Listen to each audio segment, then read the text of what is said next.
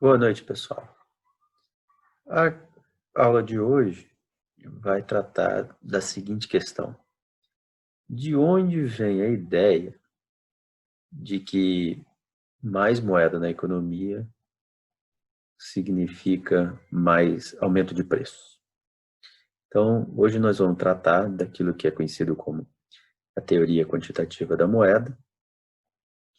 É uma teoria que tem muita história, eu não vou falar dessa história toda, vou me concentrar mais nas questões analíticas dela. E eu acho que vai dar para vocês entenderem todos os pressupostos dela para a gente chegar numa conclusão comum de que mais dinheiro na economia redunda ou significará ou implicará em aumento de preço. Então, quanto mais aumenta a quantidade de moeda, mais aumenta os preços. Então, a gente vai olhar quais são os pressupostos dessa teoria. Esse é o nosso tema. Vocês vão poder encontrar o material lá no nosso livro-texto, né? Do Fernando Cardinho de Carvalho e outros autores, Economia Monetária e Financeira, Teoria e Política, lá no capítulo 3, se a versão for de 2007. Se a versão for mais recente, vai ser outro capítulo, eu acho. Mas, de qualquer maneira, vocês vão achar lá, a teoria quantitativa da moeda. Então, a questão levantada pelo Cantillon, Richard Cantillon, em 1755, o famoso John Locke, né? Ele diz assim: o Sr. Locke entendeu bem que a abundância de dinheiro encarece todas as coisas, mas ele não investigou como isso se produz. A grande dificuldade dessa investigação consiste em saber através de quais mecanismos e em que proporção o aumento de dinheiro faz aumentar o preço das coisas. Então, aqui está uma crítica do Cantillon ao John Locke, e ele coloca, né, o que precisa ser investigado na relação que ele acredita ser verdadeira entre a abundância de dinheiro e o preço das coisas. Então, ele diz que a grande dificuldade dessa investigação consiste em saber por quais mecanismos isso acontece e qual o efeito, né? Como que se dá a relação entre a abundância de dinheiro e o preço das coisas e em que proporção isso tem realmente efeito. Então, essa é a grande questão que só muito mais tarde se transforma numa proposição analítica como essa aqui. Então, a teoria quantitativa da moeda, ela parte dessa relação analítica aqui, né? Que é por enquanto, a gente chama de equação de trocas. Ainda não é a teoria quantitativa da moeda. Ela vai se transformar em teoria quantitativa da moeda quando os autores tentam responder a essa questão do Locke. Essa aqui, né? Quais os mecanismos e em que proporção o aumento do dinheiro vai aumentar o preço das coisas. Então, quando os economistas, que a gente vai chamar quantitativistas ou monetaristas, dão uma explicação para essa equação aqui, que a gente chama de equação das trocas, então eles estão propondo a teoria quantitativa da moeda. Por enquanto é só uma equação. Não quer dizer muita coisa. Então, o que é nessa equação? O que é o M, o V, o P e o Q? O M aqui é moeda, então é alguma definição de moeda, a gente já vai ver isso. Vocês já viram o que é essa definição de moeda? Pode ser problemático. V é a chamada velocidade de circulação da moeda.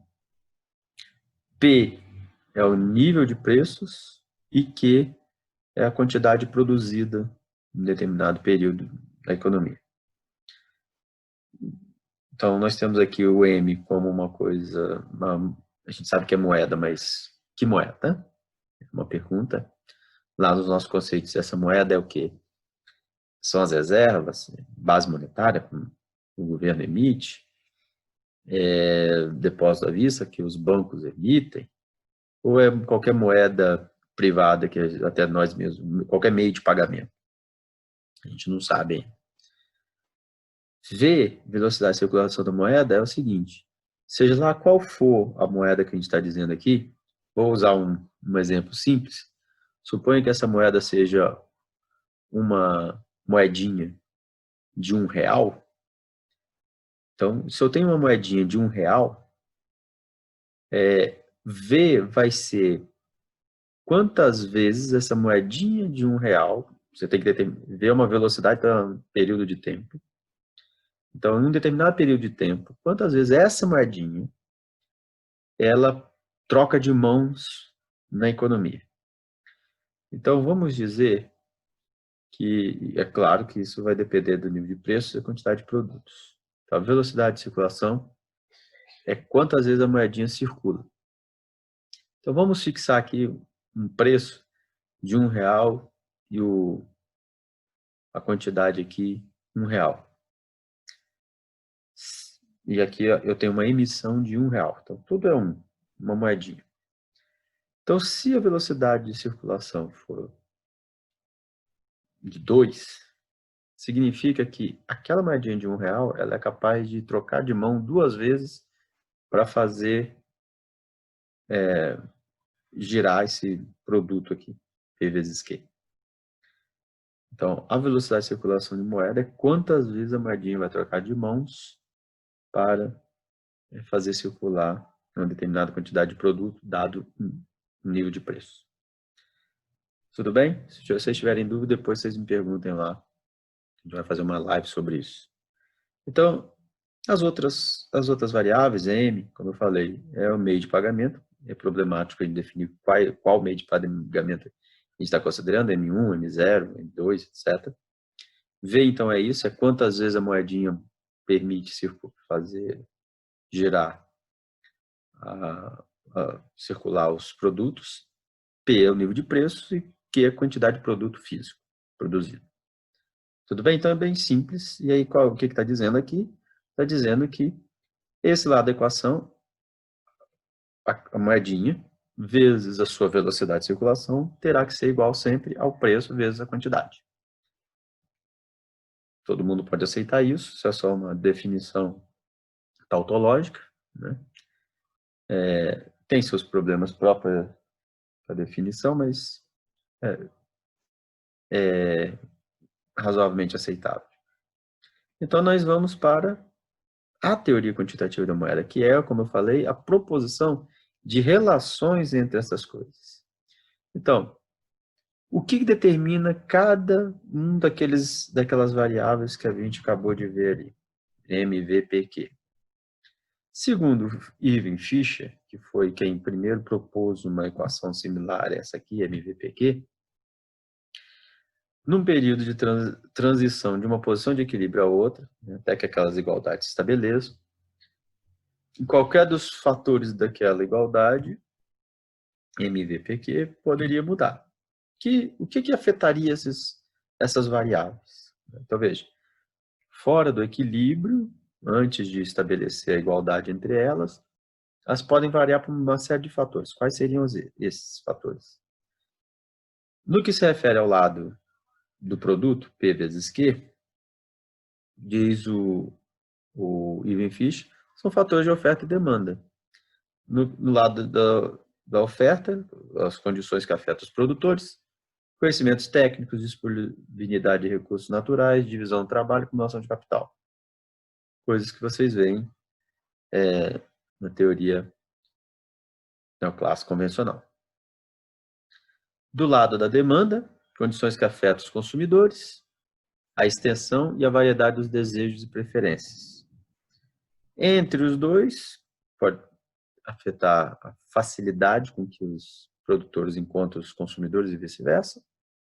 Condições conectando os dois, facilidade de transporte, liberdade de comércio, sistema de pagamentos, confiança dos empresários. Então, esses 3 conjuntos de fatores afetariam P e Q. Oferta e demanda determina preço, o terceiro ali, o C, ele seria um fator que facilitaria a conexão entre oferta e demanda. No que se refere à velocidade de circulação da moeda, o que afetaria a velocidade? Faria ela subir ou baixar? Hábitos dos indivíduos, entesouramento, manter a moeda contigo, crédito, você pode conseguir crédito nos bancos, uso de depósitos, etc. Sistema de pagamentos da comunidade, se ele facilita, né, os pagamentos, regularidade, tempo e montante de pagamento, recebimentos e pagamentos. E causas gerais seria o tamanho da população e rapidez dos transportes, o custo baixo de transporte. Então, isso, veja que são muitos fatores, né? Poderia pensar que os bancos poderiam afetar a velocidade de circulação da moeda, mudar as formas de pagamento poderia afetar a circulação da moeda, e afetam. E o que concerne as M, a quantidade de moeda. Olha o que o Ivan Fischer fala. Nós definimos moeda como aquilo que é genericamente aceito na troca por bens. Então, isso que é moeda para ele. Então, qualquer coisa que é aceita na troca por bens seria moeda. Mas ele supõe que a quantidade de M é uma mercadoria, é dada exogenamente pela produção de ouro ou é conseguida através do balanço de pagamentos. Quer dizer, se você não produz ouro, você importa ouro.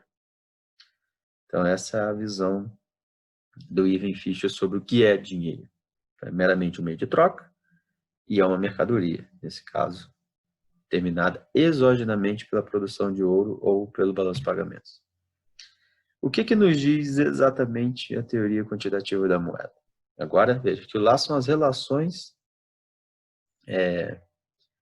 o que pode afetar aquela relação lá da equação de trocas. Só que a teoria quantitativa da moeda não se contenta meramente em estabelecer que aquilo lá vai ser uma igualdade. Ela vai explicar qual a relação de igualdade. Ela vai botar, naquela relação, ela vai estabelecer hipóteses sobre o comportamento daquelas variáveis. Então, ela vai fazer isso através dos postulados básicos da teoria quantitativa da moeda. Primeiro postulado, neutralidade da moeda. O que é neutralidade? A moeda é meio de troca que não afeta variáveis reais, não afeta emprego, não afeta renda, não afeta investimento, não afeta os preços relativos, a relação de troca entre uma mercadoria e outra. A moeda afeta só os preços gerais.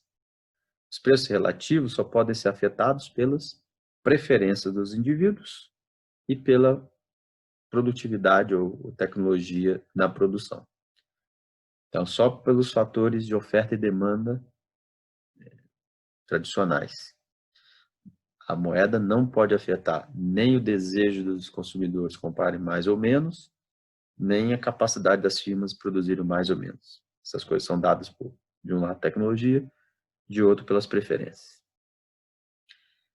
Então, olha o que o Ivan Fischer diz. A teoria quantitativa da moeda se apoia, em última instância, na peculiaridade fundamental da moeda que, entre todos os bens humanos, só ela possui. O fato que ela não tem qualquer poder de satisfazer desejos humanos, exceto o poder de comprar coisas que têm o poder de satisfazer desejos humanos. Ou seja, a questão fundamental da teoria quantitativa da moeda, em termos da moeda, é que ela é só e tão somente um meio de troca. Toda moeda que a pessoa receber, ela não tem outro destino a não ser trocar por outras coisas. Então, lembra lá da teoria do Karl Menger?